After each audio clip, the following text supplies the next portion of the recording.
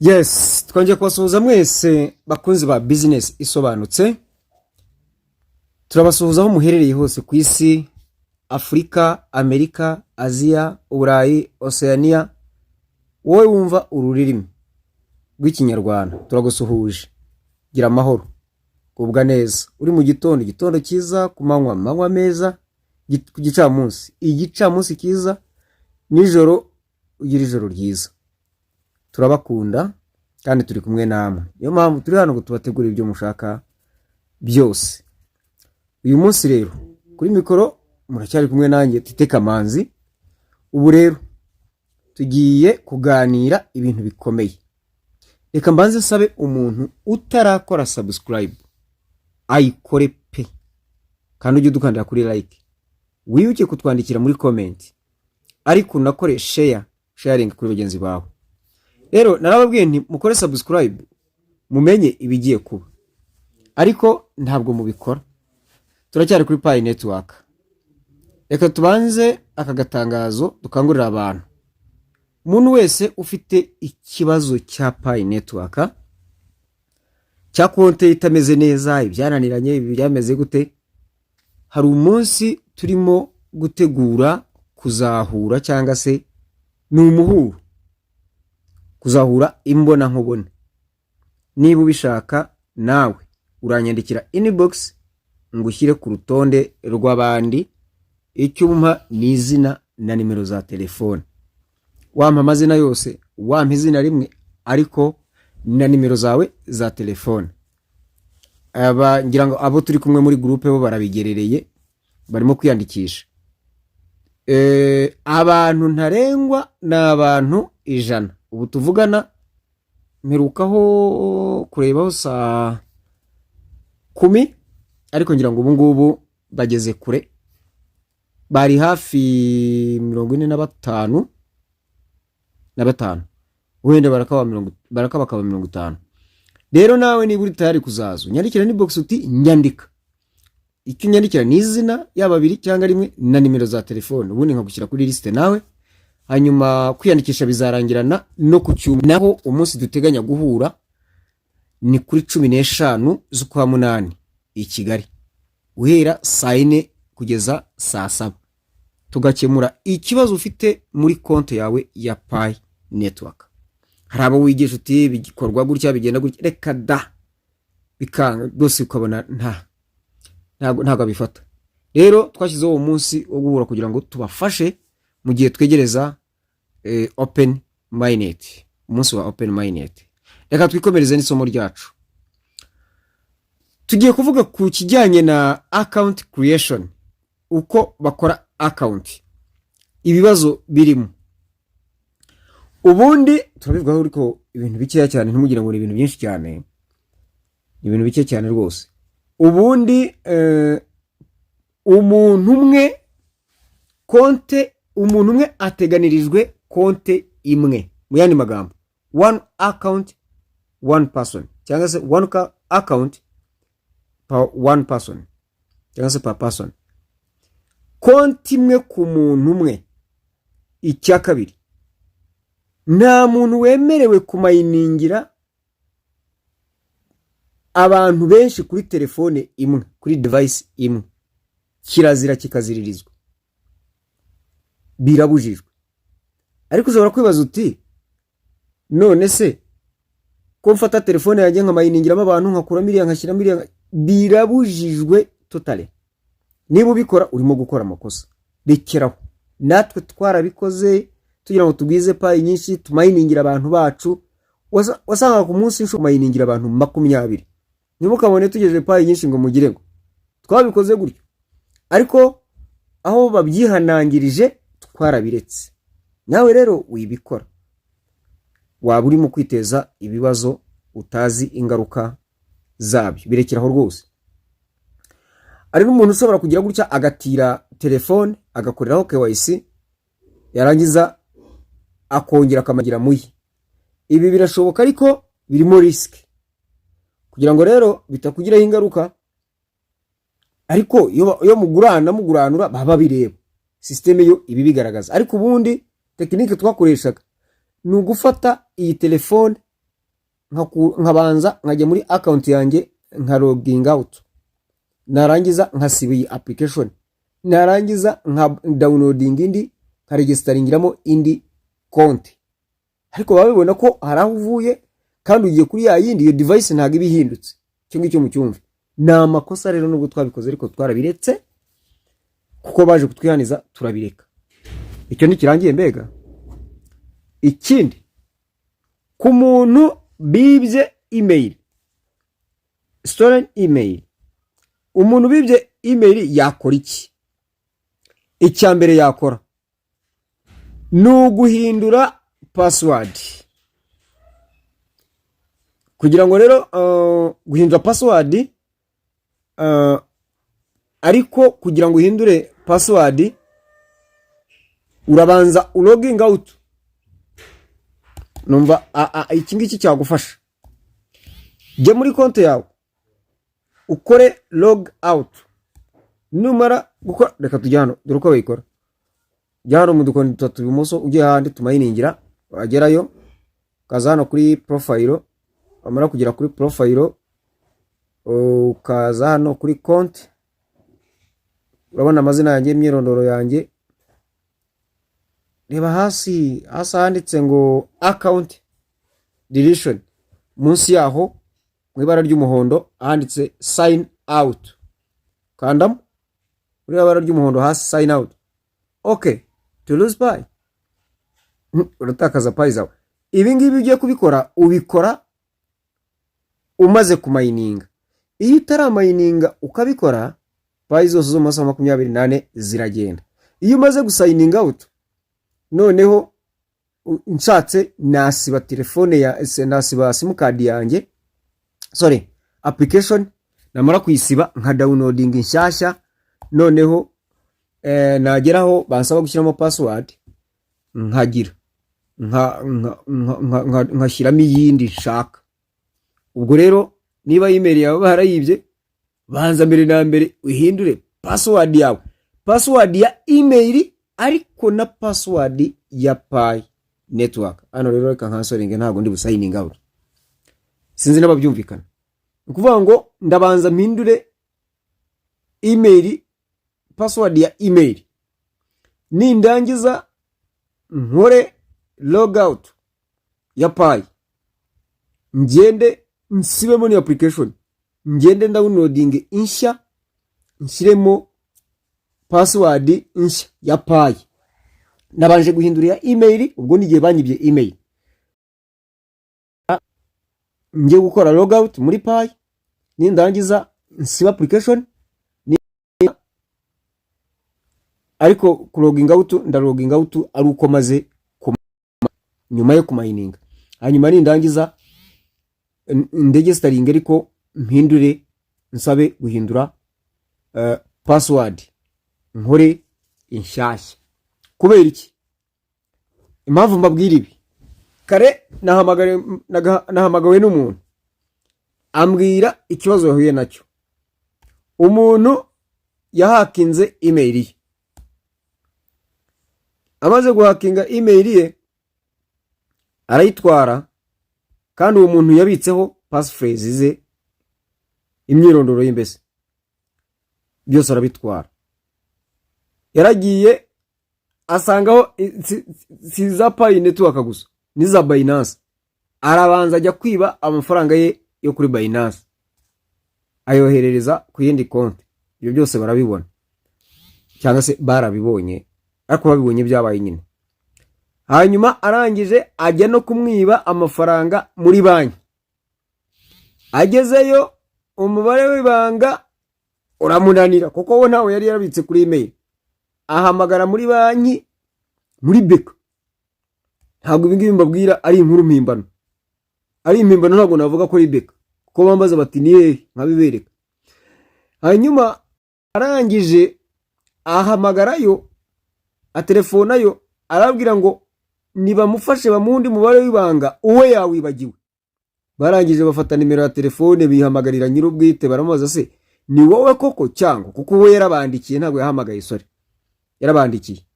Arabwira ati reka, urumva yarayajyanye kandi wari umuzigo. ariya ya Binance yaragiye mu ya banki.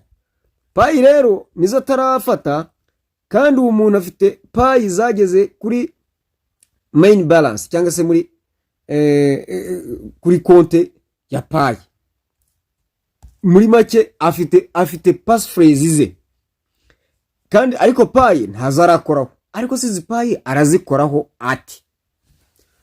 Ikindi kintu utakwibagirwa gukora niba wamaze guhindura password ya email yawe, jya muri email wibuke gusiga ukoze logout. Iyo utabikoze kwisha maneno uba wayigabuye, uba wayitambaje. Hanyuma rero nababwiye nti niba barakwibye email yayindi wa registarinze muri Pi, mbere na mbere banza uhindure password ya email yawe. Bwa kabiri jya muri telefone yawe muri Pi network, ariko reka mbere y'ibyo mbijyaho. Bwa kabiri jya muri email yawe usige ukoze log out. Nujya kwinjiramo ukore login bagusabe gushyiramo password. Ubwo n'ubwirinzi bwa mbere. Uyu rero yibagiwe kuyifunga. Hanyuma ikindi ujye kuri Pi, niba ariyo email wakoresha kuri Pi, ujye muri konti hano ukore sign out. Nurangiza usibe iyi application, numara kuyisiba udownloading inshya, usabe kandi guhindura password niba kuyihindura bigikunda tayari. Ahangaha nuyihindura kubw'ibyago, niba yarabonye password yawe muri email yawe warazibitsemo warabibitsemo, nibura bizamujijisha. Icyo turakirangije. Kuri passphrase, nguyu passphrase barazijyanye, arakora iki? Kandi Pi ze zabaye migrated, biragenda biti? Ibisubizo ni bibiri. Icyambere, jya muri Pi reporting, hahandi tumayiningira. Iyo uhageze ujya muri ukanda muri dukoni dutatu ibumoso hejuru, warangiza ukaza hano hasi kuri profile. Iyo umaze kuhagera munsi y'imyirondoro yawe manuka munsi, manuke kuri verifications uzirenge, ujye munsi ya password ahanditse ngo report compromised account. Ese konte yawe niba ifite ikibazo, hari icyo wikanga, report if you accidentally shared your password or noticed suspicious activity on your account. Cyangwa se icyo wikanga kuri konte yawe, ukanda hano muri report mu ibara ry'umuhondo, warangiza urabona hano report nano mu ibara ry'umweru muri move, mu nyuguti z'umweru mu ibara rya move, ugakandamo help me protect my account. Nyamuntu nimumfashe kurinda konte yanjye. Send us a message if you accidentally shared your password or noticed suspicious activity on your account. To avoid having your Pi stolen, change your password on the profile page after reporting your situation. Please add any information that assists the investigation below. Nukuvuga ngo wowe reporting yo ufite kibazo urikanga icyo cyaba cyabaye kuri konti yawe. Mbere na mbere, niba passphrase zawe barazibiye ku buryo badashobora kugutwara kukwinjirira, urabanza bazigumane nta kibazo. Na cyane kuyu nguyu ubwo urumva nyine uraza gusaba guhindura passphrase niba konti zawe zitaraba migrated. Ariko niba Pi zawe zarabaye migrated, ese urabona muri konti yawe hari aho bakikwemerera guhindura passphrase? Niba ntaho bakemera ko zihinduka, icyo uri bukore ni iki? Wowe urafata konti yawe ujyemo hano naberetse reporting. Numara ku reporting ubanze uhindure password, urabanza reporting, then numara kuripotinga kuri core team uhindure password. Kuri reportinga rero umaze kugusobanurira, urajyayo nurangiza wandike hano icyo usaba cyangwa se impamvu, nurangiza ukande hano mu mabara y'umweru mu kibara kinini cya move, hano handitse report, reporting. Ntabwo ngiye kuri reporting, naberekaga gusa inzira binyuramo, cyo kirarangiye nacyo. Icyo mutumvaho murabaza. Twegereza umusozo tujye kuri profiles. Ese profile ikorwa iti? Profile genda haratuma yiningira, nurangiza ukande hano nkuko mwabibonye ku itangazo kuri profiles. Numara gukandaho ifunguke ugende ugereyo. Hari abantu benshi bari mu kwibaza ngo ariko ibi bintu ni ngombwa? Ni ngombwa. Ni ngombwa kubera ko ibi bintu byatangajwe yuko bifite uruhare mu gutebutsa open minded. Rero wowe utabikora urimo gutinza open minded, kandi ikindi urimo urahemukira konte yawe, biragaragara yuko idakora. Bikore kugira ngo ugaragaze presence yawe, ugaragaze ko uhari. Umuntu utabikora rero arimo kwigaragaza ko adahari. Abantu benshi nagiye mbona aragira kurya hano, turafata urutonde nk'abo turi kumwe ku rubuga, turafata urutonde bagatondeka username, ariko mu gutondeka username ugasanga ntabwo yigeze akora profile, ntabwo yigeze akora profile rwose habe na gatoya. Icyo gihe rero bakwereka yuko atari registered muri profile. Ibi rero ntabwo ari byo. Urugero, twaje tugeze hano kuri konte yanjye, network ni nkeya niyo mpamvu mutabona ifoto, ariko ifoto iriho, ngiyo irimo iraza. Okay, ngiyo yaje. Noneho je mfite aba friends 29, followers 33, nyamara mu gitondo nari mfite aba friends 10 n'aba followers 23. None murabona ko byiyongereye. Ndakanda hano muri friends, ninga hano muri friends ndabona abansabye kuba aba friends. Mbonyemo umuntu umwe yitwa Thierry Ngabirano. Icyo nkora ndakanda hano muri accept, inganda muri accept, araba agiye mu ba friends banjye. Nsubira inyuma, murabona ko ubu ngubu baraza kujyaho, nimvayo nshatse nasubira inyuma gatoya, then kanongere nsubireyo, urahita nsanga yabaye added.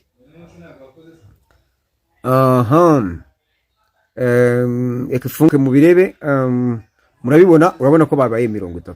Noneho hano ndakanda hano muri profile setting. Profile setting hano ni igihe ngiye kuri konte yanjye, ese ndayigira public, ndayigira private, ndayigira aba friends gusa, ndayigira iki? Jewe nayigize public. Kandi nemeje ko full name visibility, amazina yanjye agaragara uko byakagenda kose. Gose.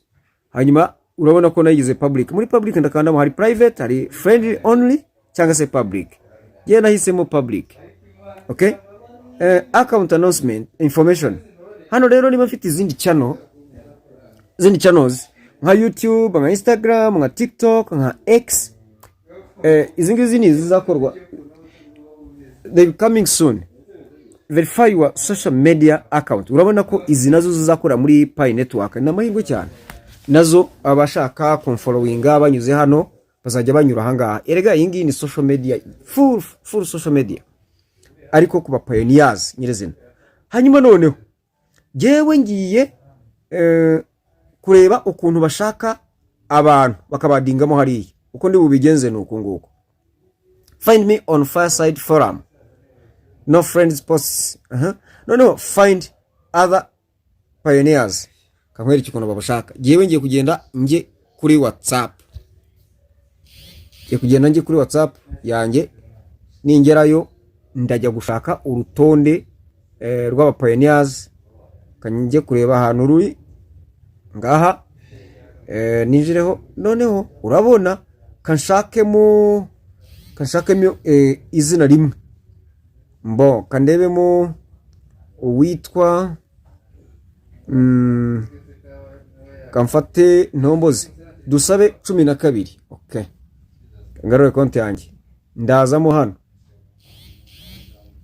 find pioneer by username, ndandikamo Dusabe 12 ndetse murebe, nindangiza ndakora search, nimara kumusacinga ndebe yuko ari registered, ntabwo uyu nguyu yariyandikisha.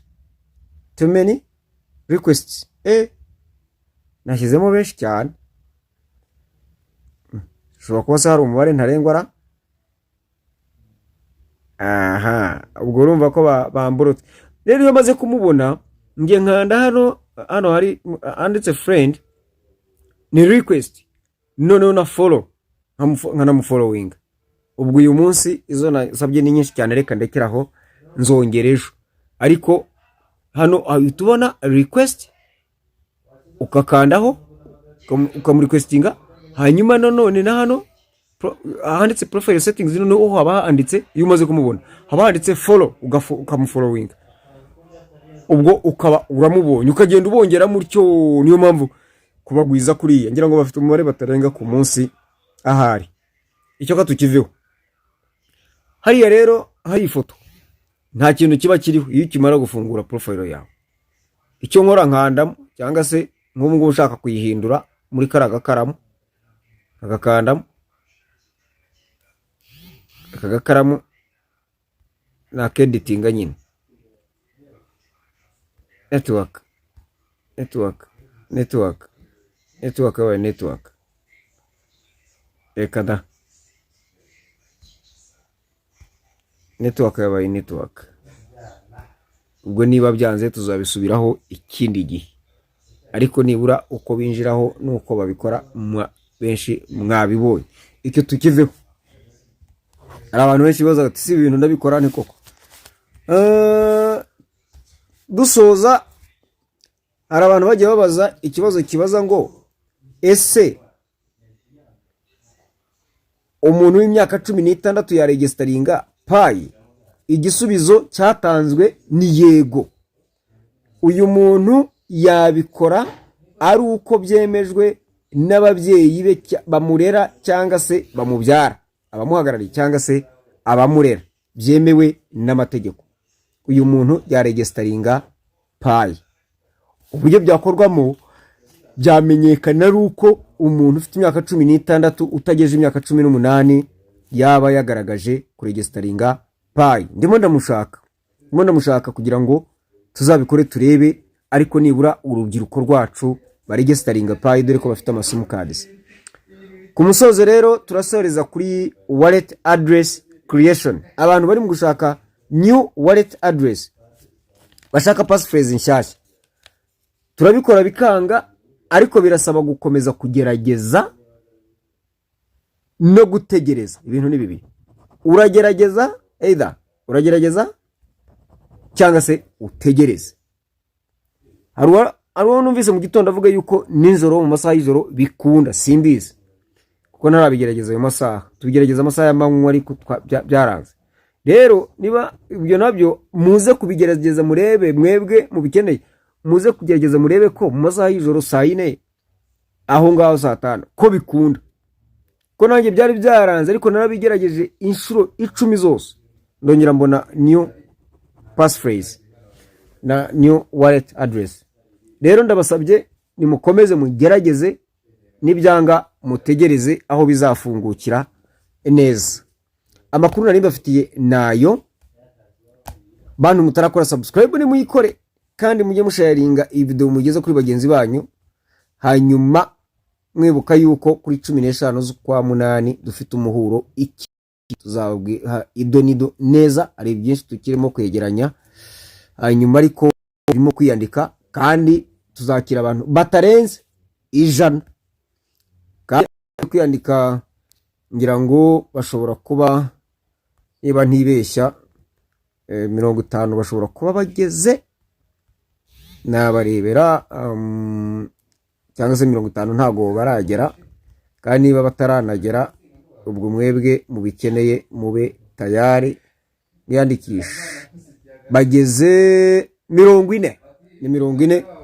Ubwo rero nawe waba muri abo ngabo simbizi. Amakuru nakagaruka, mukomeze mugubwe neza. hanyuma dukomeze tunogerwe na Pi network.